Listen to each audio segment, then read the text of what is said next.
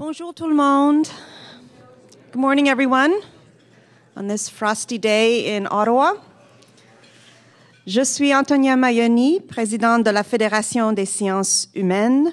Je suis ravie de vous voir si grand nombre ici ce matin. My name is Antonia Maioni, and I'm president of the Federation, Humanities and Social Sciences. Welcome, and thank you for being here with us this morning. I'm very pleased, in fact, to be able to have such an engaged crowd with us for our Big Thinking lecture on the Hill. And our guest this morning will be Professor Lorne Dawson of the University of Waterloo. So, bienvenue à tous.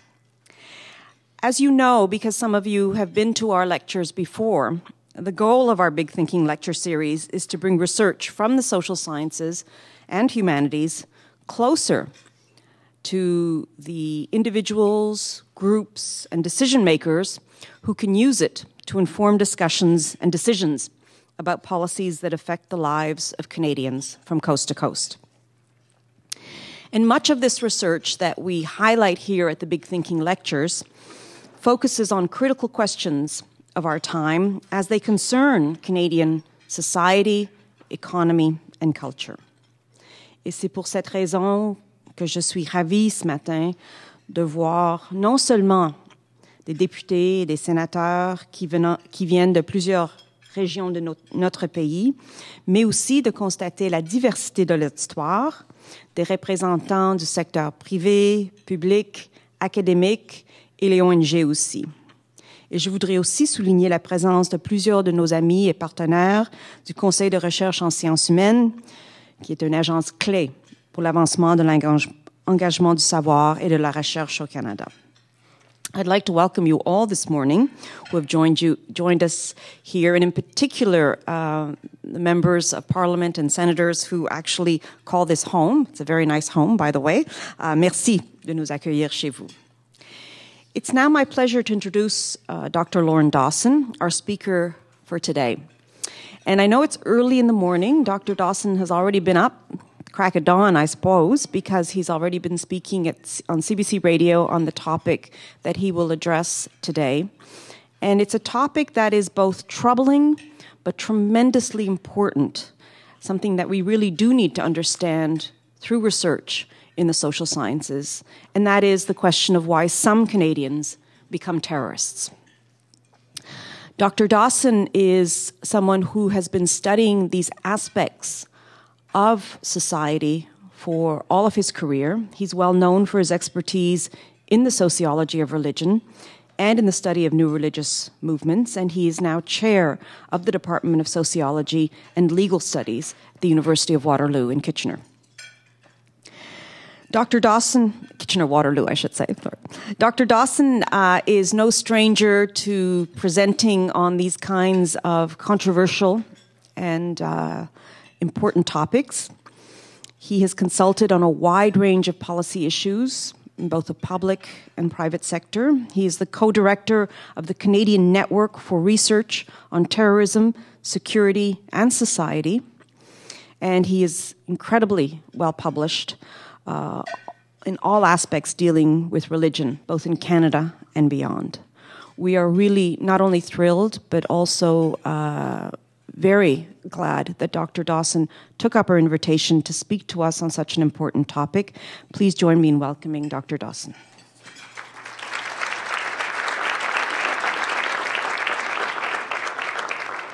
Thank you very much, Antonio, for the kind words.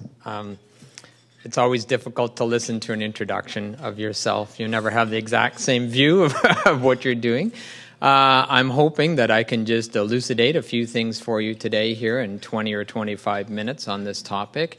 I'll confess, I should start also by saying, for me, it's a real honor to be here. I was really pleased to receive the invitation from the Federation, and I really look forward to your questions on this topic as well.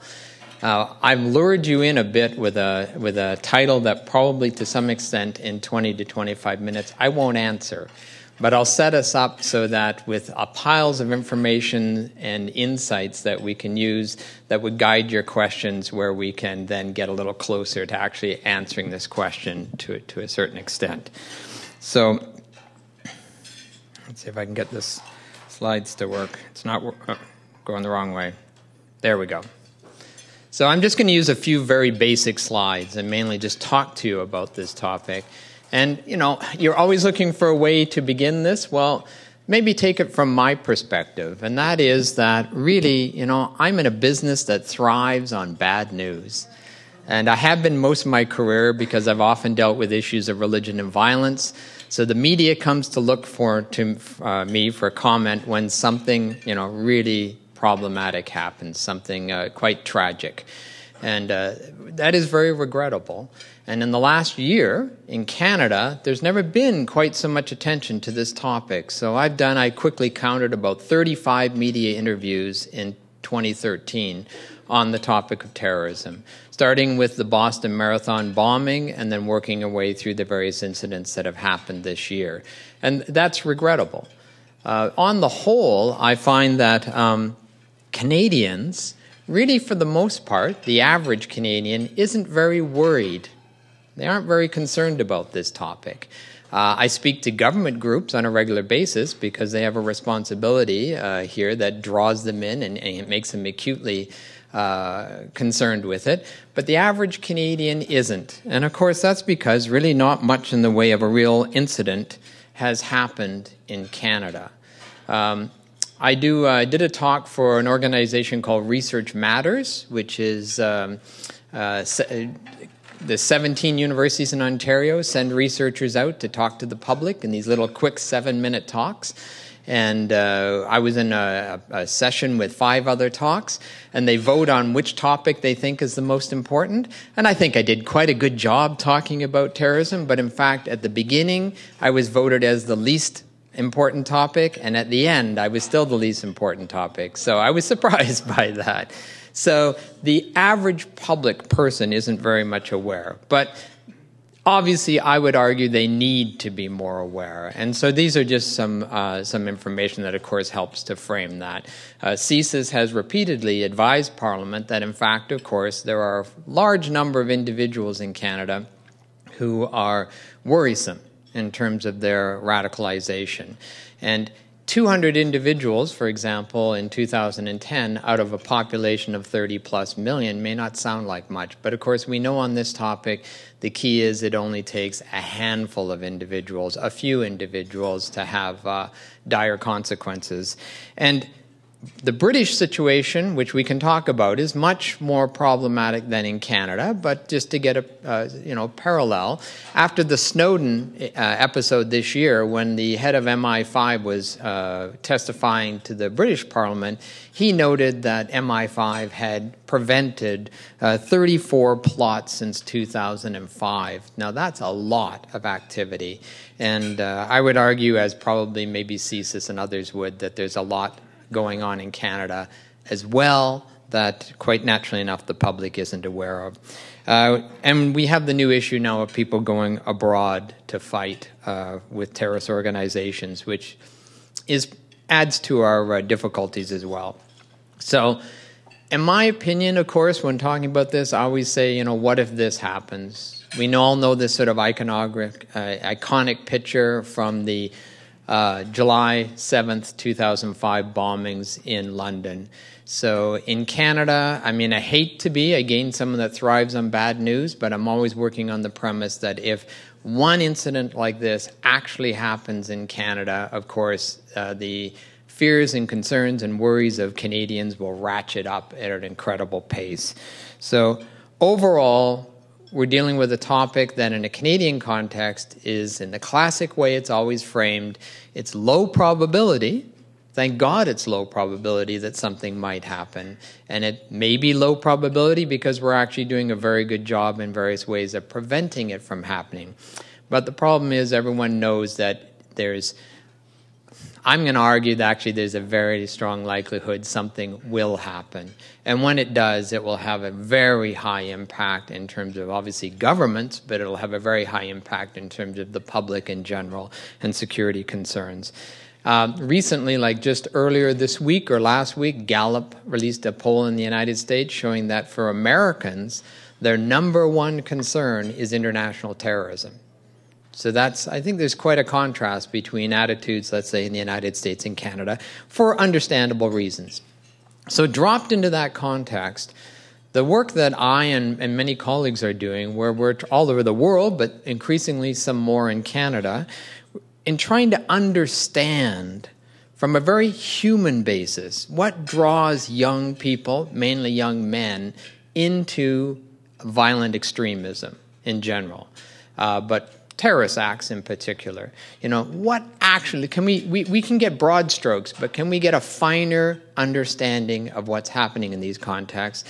And I would argue, well, that's not immediately about prevention. I would say in the long run is probably the single most important thing you can do by way of prevention, so that we can equip everyone with a much greater sense of what to be looking for, what to be concerned about, and thinking about what might be effective intervention strategies.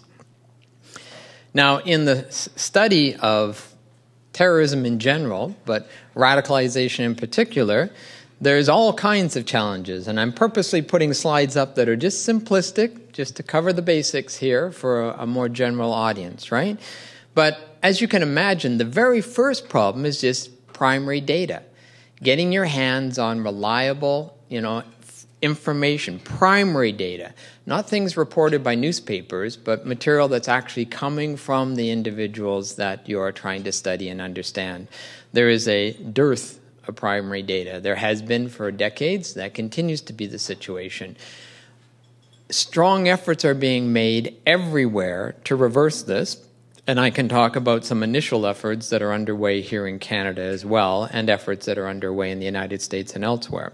Of course, part of the problem with the data issue is that there is a lot of primary data, but of course it's not publicly available. It's the data that various security services have access to all over the world.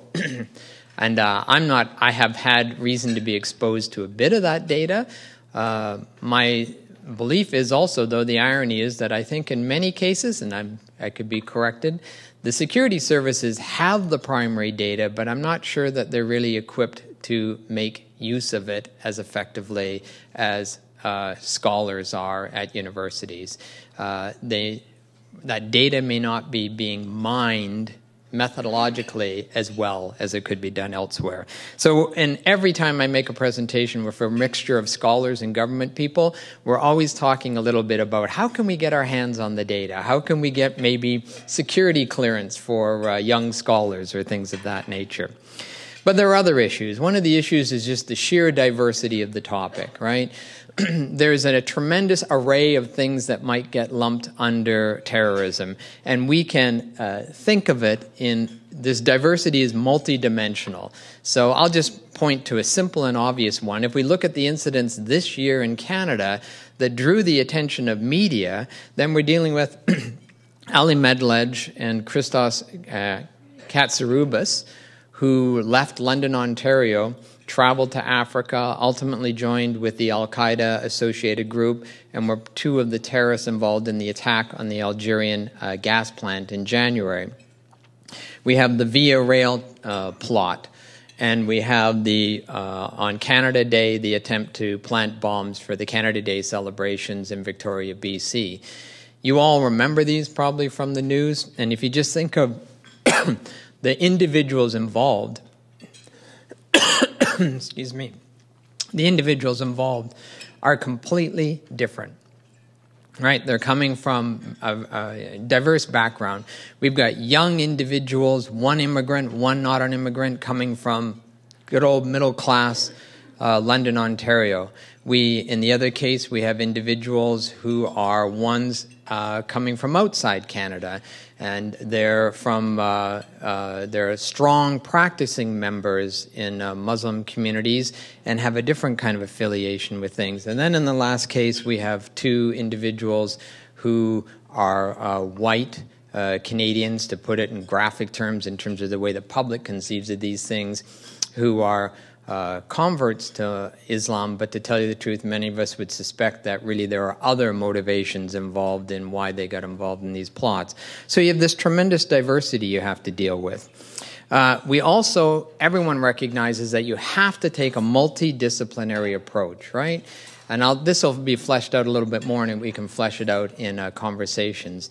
This is a topic that really is damaged if you merely approach it from the perspective of political science or sociology or psychology or international relations. They all have something to bring to bear, and they need to be integrated. And for a dozen years or more, there has been this constant call in terrorism studies for a multidisciplinary approach, but it is rarely, almost never achieved. And yet it could be achieved. I'll talk a little bit about how better it could be achieved. Now, in this regard, one of the biggest problems in not having a multidisciplinary approach is that when you dive into the subject matter, you soon discover that we have a tremendous amount of knowledge from a variety of sources about how people get involved in unusual or extreme or deviant behaviors in general. From experimental social psychology, from sociological field research, from anthropological studies, from studies in religious studies, all kinds of sources, even from management sciences. And one of the issues that you notice right away is the failure to exploit and utilize existing data and theory in an effective way on this topic. That is starting to happen again in recent years, but it's something that really is missing at this point.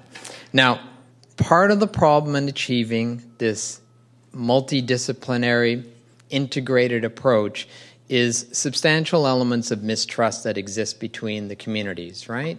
So there's mistrust between government organizations and academics. There's mistrust between different kinds of academics. And there's even more substantial mistrust between both of those groups, of course, and the communities that are going to be the focal point of study. And there's good grounds for those mistrusts, but there's also good grounds for believing that mistrust can be overcome. We need to just work more systemically at this. Now, the RCMP, with its outreach programs to communities, etc., is really effectively tackling these kinds of issues. But of course, they can only go so far. We need other kinds of entities to start to get involved, and we need scholars to be more involved in that count. Now, here's my plug. You heard that I'm co-director of what we call TSAS, the Canadian Network for Research on Terrorism, Security, and Society. We are an organization funded by SSHRC and funded by money from the Kanishka Project.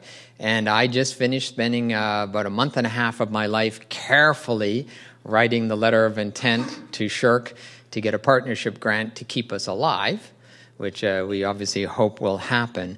We are an organization dedicated to trying to cultivate in Canada a viable scholarly community on these topics, to get young scholars engaged in the topic, more importantly, to generate that interdisciplinary cooperation, to bring social psychologists, political scientists, and sociologists, and lawyers and others together to discuss the topic, and to engage in research. Research that is, we use a collaborative research design, which is something we're being very premeditated about and feel strongly about as being the best way to proceed to get policy that will be effective and that will also be socially just. That collaboration has to be a collaboration between government interests, academic interests in different kinds of disciplines, and the communities most impacted by security policy in Canada. And we in our workshops are trying to get those people together to speak to each other, to overcome the mistrust that may exist, overcome the just communication problems that exist, and to, from the beginning, work collaboratively to design research that serves the best interests of all of those communities. Now, that's a very ambitious agenda, but we've started on it very successfully, we believe, and we have an ambitious agenda laid out for years to come, which we hope will receive funding to pursue. Now, let's get back to the main issue then. So why do people become terrorists? And I can see I'm already going to be running behind time. So I'll move through a little of this quickly. Right at the heart of it, we got to recognize there's a very old issue. And that is what is called the problem of collective behavior. In talking about terrorism, it's easy to talk about people having grievances, and the grievances drive them to social action, and that sometimes that social action evolves in violent directions, becomes violent. But the problem here is that, well, many thousands of people, or tens of thousands, or hundreds of thousands of people may share the grievances. A tiny minority ever actually feels compelled to take action, and then an even smaller minority ever ends up engaged in any kind of violent behavior. So I coined this kind of issue the explanatory gap problem. When we look at the research literature, we can narrow with data and information insights we have in hand who's involved and why, up till about that little final bit. We can have maybe several hundred individuals that fit, if you want to call it, some kind of profile of potential involvement in terrorism, but 6 actually become terrorists. There's our gap. Closing that gap, finding ways of explaining why a tiny handful of people take the extra step beyond radicalization to violence is the key. Now, if you look at the literature on terrorism in broad strokes, really we have a good body of literature talking about old-style, pre-9/11 terrorism. Now, regrettably, in the rush to publish after 9/11, the glut of material that came into the world after 9/11, most of which is really mediocre, to be blunt, right? A lot of really poor caliber stuff. Our prior knowledge was forgotten. So even one of the aspects of this topic is to have people go back and realize really good research was done on terrorism in the 1970s and 80s. There is an issue, though. That terrorism is all about people who were gradually socialized through their involvement in social movements and political movements into terrorist activity. So the mechanism by which radicalization happens fits pretty well-known models for conditioning and socialization. Now, I'm being very quick in saying that, but that's the framework. We also have a considerable body of research, for obvious reasons, on post-9/11 suicide terrorism. Now, this is research in places like, of course, the Middle East, and particularly the Israeli-Palestinian conflict. And there are really remarkable insights to be gained there. And we have primary data because we have studies, some of the few studies, where you actually have interviews with individuals who attempted suicide, right? And were arrested by the Israeli forces or otherwise, and with organizers of the groups sending out the bombers. We have a good insight of what's going on there. The catch is a key feature of the process of radicalization there is trauma. Again, I'm speaking very generally, but we're dealing with individuals who have been traumatized in some way. We can talk about the different ways that's possible. But to state the obvious, if you've seen your grandmother hassled at the border crossing in an undignified way many times, your uncle's house has been bulldozed, or your brother's been imprisoned, you may have experienced some trauma and you have reason to want revenge. Then if we go to the third category, homegrown terrorist radicalization, I don't even logically have a clear term here because I'm talking about mechanisms of radicalization being socialization, response to trauma, and then, we don't have a term here. Because if we're talking about a group like the Toronto 18, we're talking about young men growing up in suburban Toronto who've had no exposure to political activism, no exposure to organized social movements. They've never engaged in any protests. They went from being high school kids to being terrorists in what appeared to be fairly short order. And they also, of course, have not experienced any trauma. Their families hadn't really even experienced much in the way of trauma. So there's no direct explanation here. They have been vicariously traumatized through their exposure online to issues surrounding their fellow Muslims in the world. So they acquired their grievances in that sense. But we have a harder time here explaining what's going on. But I think we can. But if we're going to do it, we've got to follow a very clear agenda here. And I can see I'm going to run a little late on time. I'll move along not too fast here. But, you know, in my opinion, we really have to be careful to recognize this is another aspect of the polyvalent character of things. We've got to recognize that we have individual motivations here, but the motivations are structured by broader social conditions, and they're structured by social psychological processes that happen in small groups. We have good knowledge of all of these things. It's a matter of integrating the knowledge from these sources and applying them in a systemic way to this particular topic. And as a scholar of new religious movements, this is all familiar territory for me, and stressing the fact that in the end what we're talking about is these individuals moving into a socially constructed sense of reality that is quite different from ours. It is not irrational, it is rational within a contextual situation. So it's the classic business of you have to get inside their headspace, what sociologists call their definition of the situation. Now, it's idiosyncratic data, individual by individual, but scholars have been dealing with that for years, and there are mechanisms, for example, in the kind of sociology I do. I like an approach called generic social processes, which provides you theoretical frameworks for trying to make linkages trans-situationally to come out with some broader generalizations without losing the richness of your individual data. So that's what I'm aiming for in trying to explain why any individual or group of individuals may have radicalized to violence.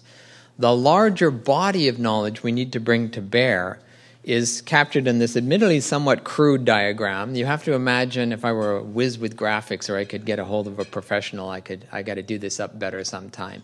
This is a funnel. Imagine it as a funnel. Imagine these, I've tried to do this but unsuccessfully. Imagine these as ingredients that are swirling around the funnel.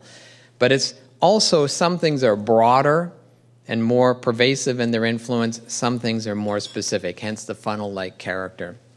And if we're going to understand what's going on, then we need to understand the position of young, I'll say predominantly men, in a late modern social conditions. So we really have to understand the impact of the internet, for example, on their lives. So one simple, just to move quickly because of lack of time, we have to understand the ways in which, quite realistically, someone in Mississauga now can be made to be very troubled about things that are happening on the opposite side of the world. Our relatives, I tell my students, when General Custer died at the Battle of Little Bighorn, it took over 2 weeks for that to be reported in the New York newspapers. Of course, now things are reported live as they're happening. As a young boy is dying from the shot of an Israeli soldier somewhere in the West Bank, that might well be being televised live into homes all over the world. So we recognize, but there are other main broad conditions that put in place certain fragilities for young people in terms of establishing their identity under late modern conditions, pressures that previous generations didn't experience. Then if we're dealing in the case of Salafi jihadist terrorism, we have to deal with the problem of immigrant experience, with their struggles to manage two worlds, to manage the new world and the traditional world of their parents. And we characteristically do see, when you go into the biographies of these individuals, though we don't have definitive information yet, evidence of real struggles over this. Members of the Toronto 18 wanted to fit in with youth rap culture, gangster rap culture. 9/11 happened at a crucial point in their lives when they're about 16, and as they testified in court, they subtly came to realize they would never fit in with the other Canadian boys, right? And so that starts a search for alternative identities, but one different from the parents. We have a vast literature on juvenile delinquency and youth crime that is pertinent here too, needs to be brought to bear. Ideology is absolutely important. And in my case, I'm going to talk mainly, I'll be talking about religious ideology, because it's religious ideology that provides the framing. It's religious ideology that provides a succinct sense to these young individuals. There's an answer. And the answer involves there are clear enemy, and there are clear actions you're supposed to take, and there are clear significances you can acquire by engaging in that action. But it all happens because of small group dynamics, peer pressure, leadership factors, the well-known in-group social psychological effects, the radicalizing effects that have been documented for ages by experimental social psychology, the shift to risk that happens in a small group under certain kind of influence of certain leaders. Now, I'm past my time, I believe. 1 minute, I'm told. Okay, so I'll just dwell a little bit more here. So I've got these few words at the bottom. When I'm asked to talk about this topic, I could talk obviously at length because it's very complex. But the key factors I do believe from just, at this point, just from reading biographies, reading studies, gathering material indirectly, we don't have much in the way of primary data. That's what we're about to try and get in various studies that are about to be launched. But identity issues clearly seem to be important, and it's not accidental that we're dealing with adolescents that are radicalizing. There are exceptions, older individuals, but even the older individuals, as in the case of the Toronto 18, when you examine their biographies, there are good telltale signs that identity issues are still at the key. The identity of young men, though, is very much wrapped up in mattering and being different. Not all young men are like this. Just go by your own personal experience. We've got to humanize these people.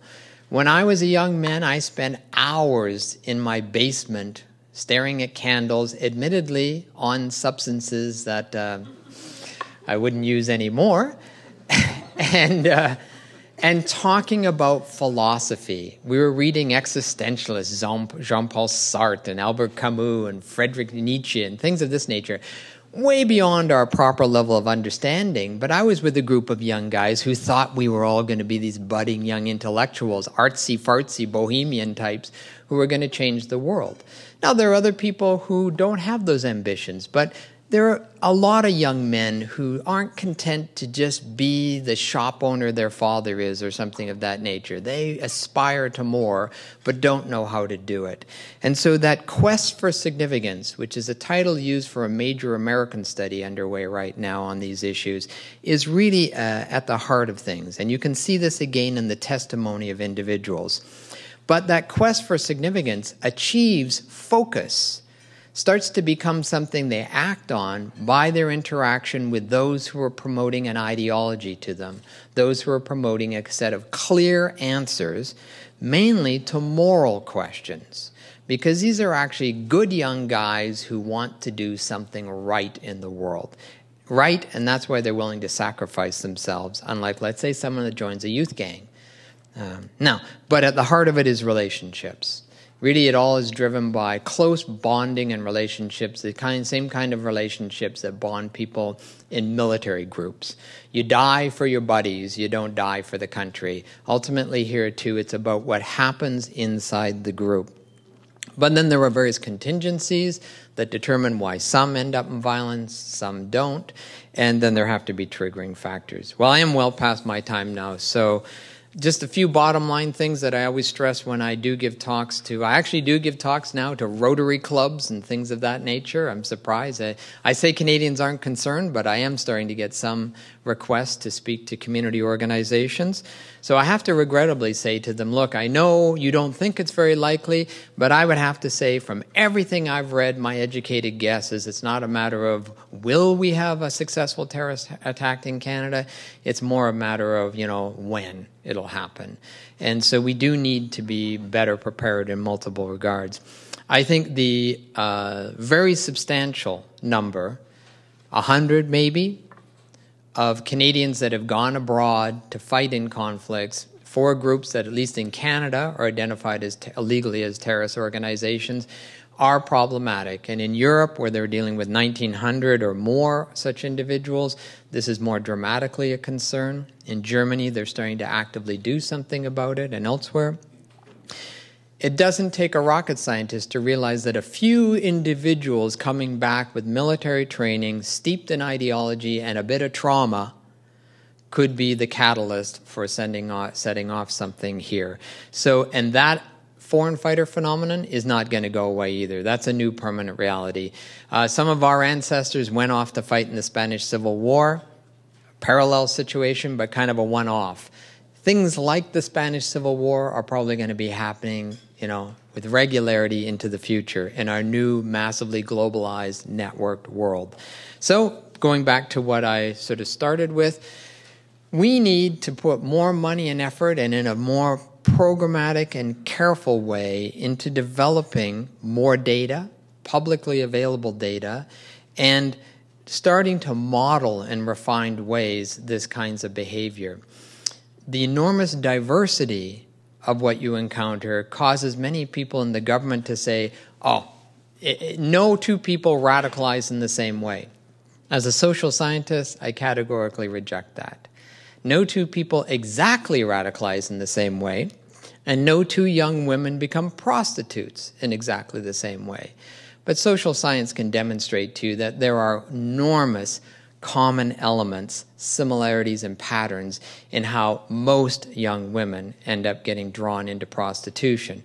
Such is also the case if we can get at this subject with enough detail in talking about radicalization. So that's all I've been able to squeeze into this short time. I look forward to your questions. Thank you very much.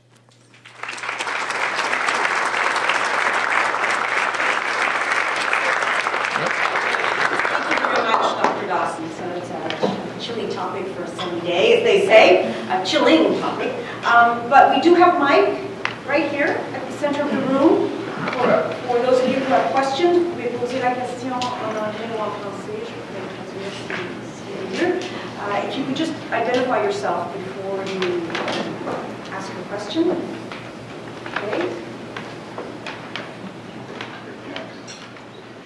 Well, sir, as growing up, I didn't have a basement. I had a garage with candles, so just to, sorry, but sir, you talk about more or less the foreign terrorists and young kids that come here that go overseas, but we've had a lot of domestic terrorism as well.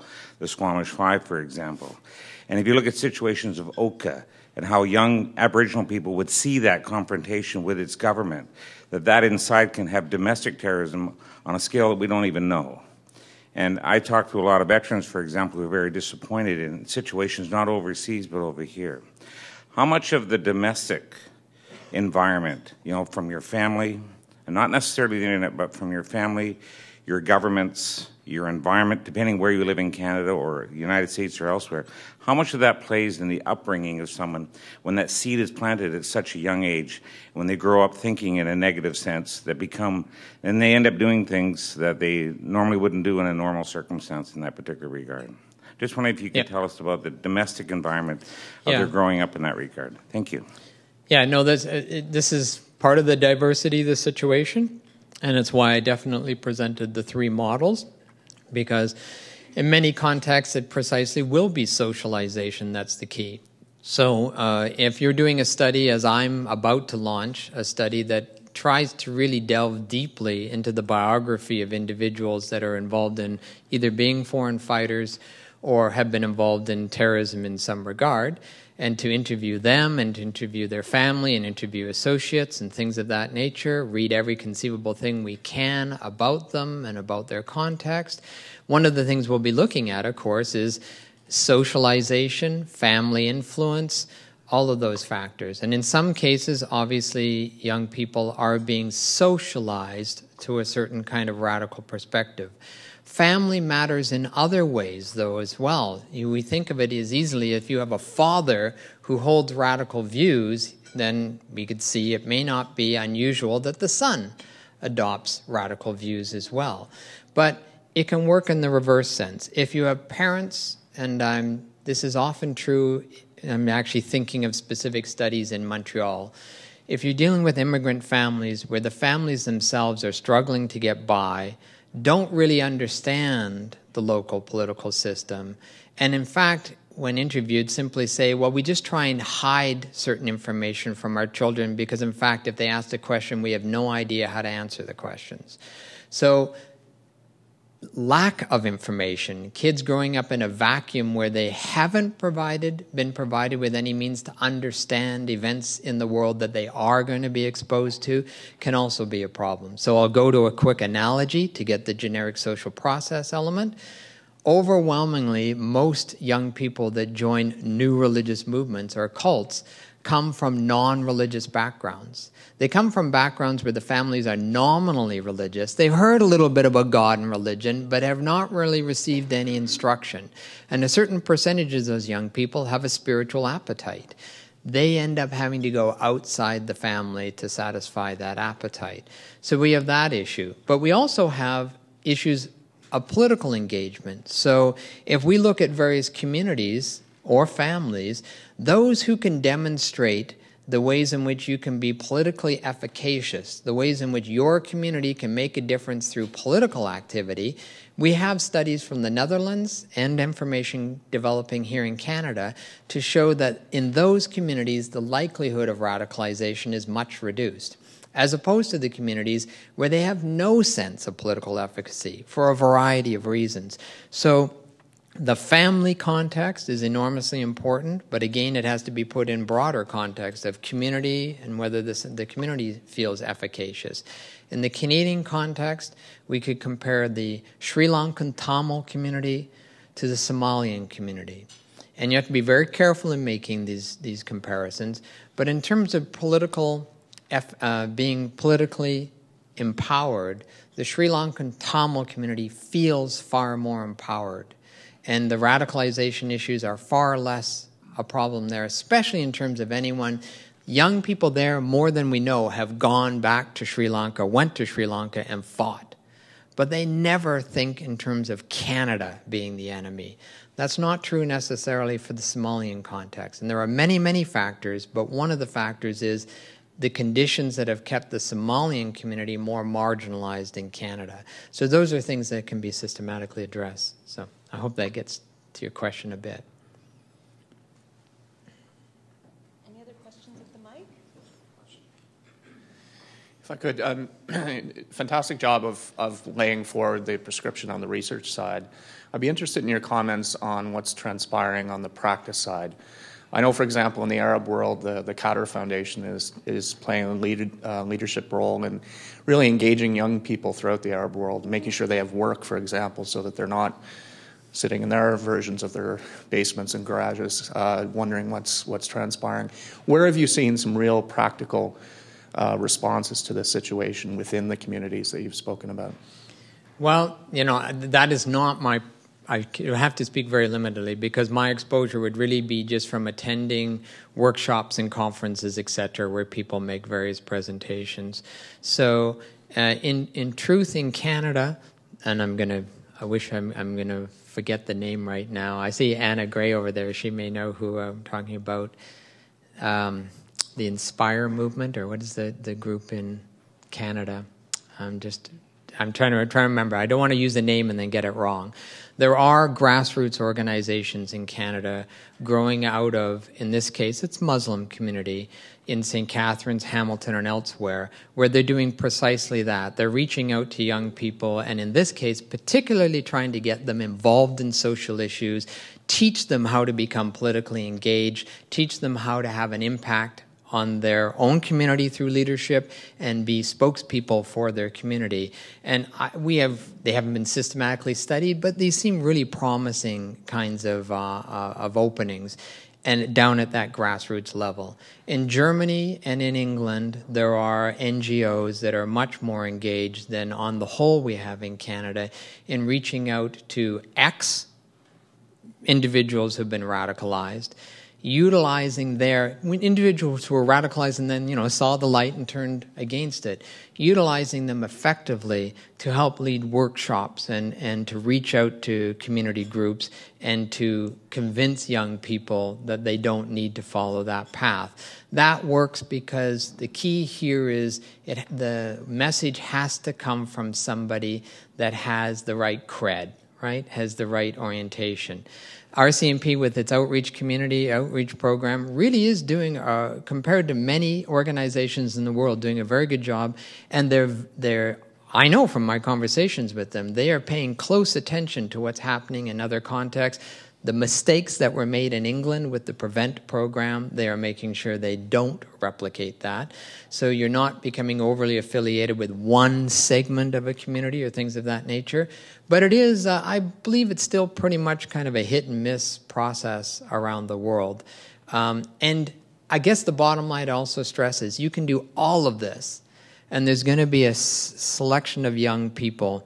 There are certain individuals that might have gone all the way that you will, peel off. And contingencies are really important in doing that. And there are certain individuals that are going to radicalize no matter what. And especially if you get strong trigger actions, certain international actions. I mean, I thought somebody might ask me a question here about the Ukraine. My first wife was Ukrainian. We divorced. My second wife was Ukrainian. She died, regrettably. Now I'm married to an Irish woman. But I have massive exposure to the Ukrainian community through 2 wives. And the parents in those families always still they were really connected back to the Ukraine, even though they've been here generations. They really cared. They sent care packages back several times a year to relatives to assist them, things they could sell in the Ukraine to make money and things of that nature. So, if things were to really go south in the Ukraine, if you actually were to have a Russian invasion and the Western world were to sit back and basically just sort of wag their finger but not do anything about it, that actually could lead even individuals in the Ukrainian community, youthful individuals, under the right circumstances, towards extreme behavior. So how could you sort of prevent that? It would be very hard, because it could happen so quickly in terms of the triggering event. Time for one more question. Thank you. I was interested in your points about male youth culture, because I think I also do work around working with youth and gang prevention, and I almost feel that that's the big unexplored territory. And even if you look at some of these engagement sessions you're talking about in the Muslim community, a lot of it's mostly girls, yep, honestly, that are getting involved, or boys who are trying to make their dads happy. So at the end of the day, this sort of, what work is being done to engage young men, whether it be in terms of this issue of counterterrorism, but also in terms of gang culture, and what that comes, that sense of brotherhood, that sense of being on a mission.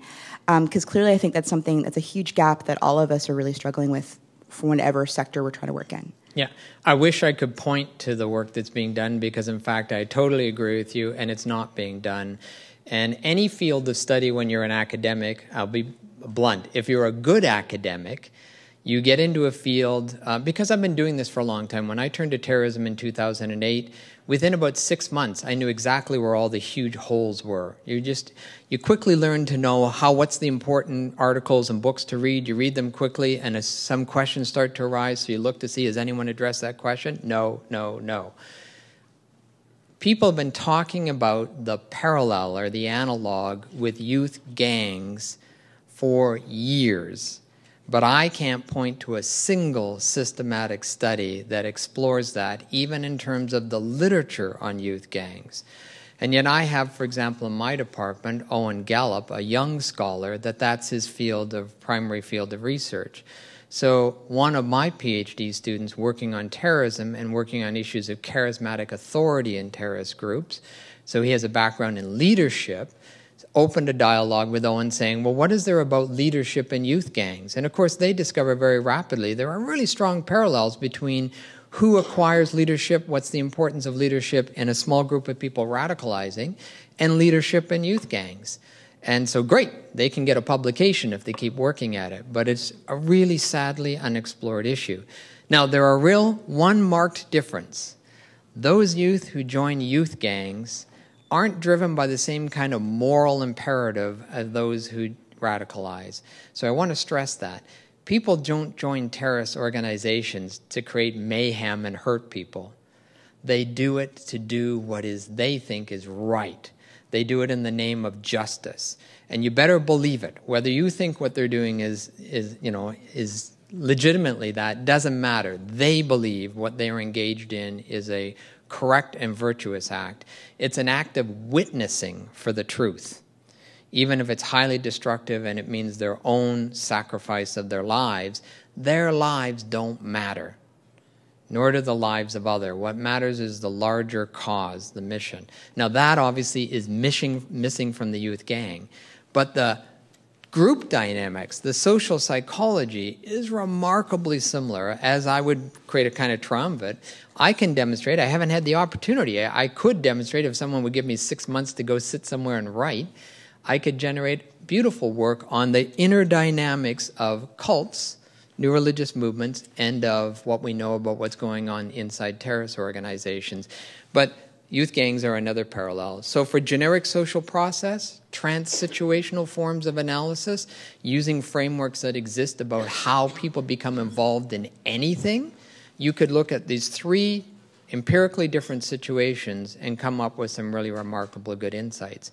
So I guess from my frameworks, there's a doctoral dissertation just dying to be written out there on youth gangs and terrorism. So, and the male culture is really important, the male element of this, which again, there's lots of literature on in criminological and deviance literature that hasn't been applied. Just a coda?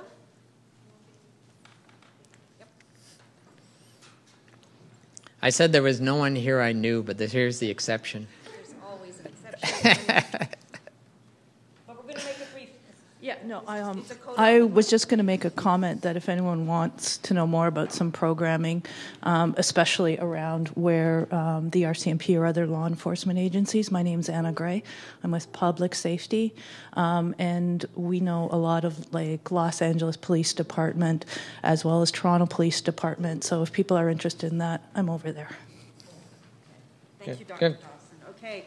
I just wanted to close up today's proceedings by saying that I think we're going to make Dr. Dawson our poster boy for why funding research of this nature is not only so important in the scholarly sense, but also so very important in trying to make sense of the kinds of challenges that we face here in Canada and indeed around the world. Thank you, Dr. Dawson, for an amazing talk and for taking our questions and bringing them to bear on this topic. One of the things that the Big Thinking Lectures tries to do is to have us think big, voir grand.